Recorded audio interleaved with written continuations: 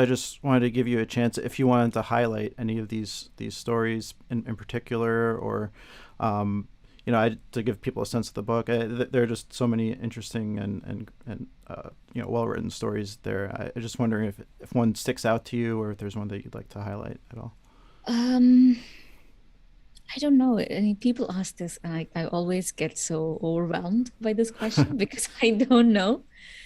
Um, but I think there are two stories that um, I think one is the story of Ali, whose house is caught.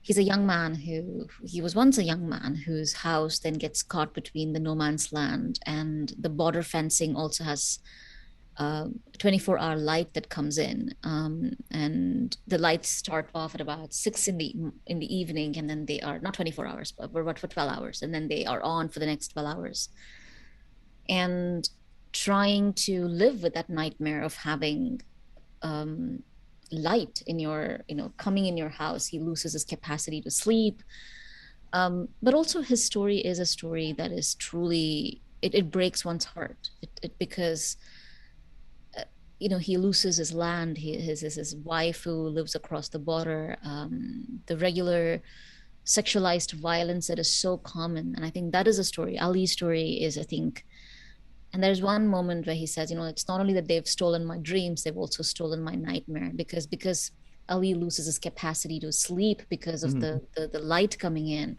Initially, he starts losing his sleep. He starts having nightmares, and finally, as he copes with having to live with this, he says, as a moment in the book, he says, it's not that they stole my dreams, they also stole my nightmares. And I thought that was such a powerful way to articulate everything, because they steal everything from you. And I think that's the capacity of a very violent authoritarian state.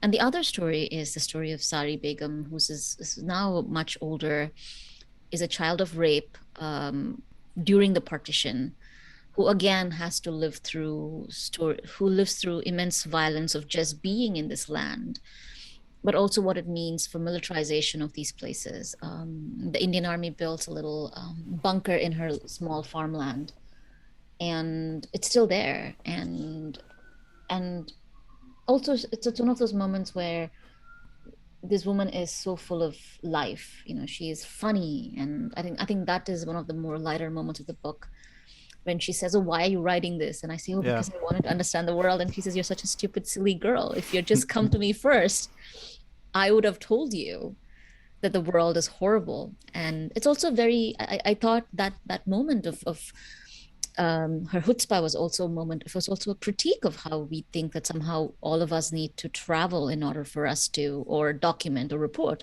That sometimes um, the capacity to travel, document, or report does not immediately mean the capacity to analyze a given situation. Often people who live through these are better eloquent. They understand with immense political clarity what's happening to them.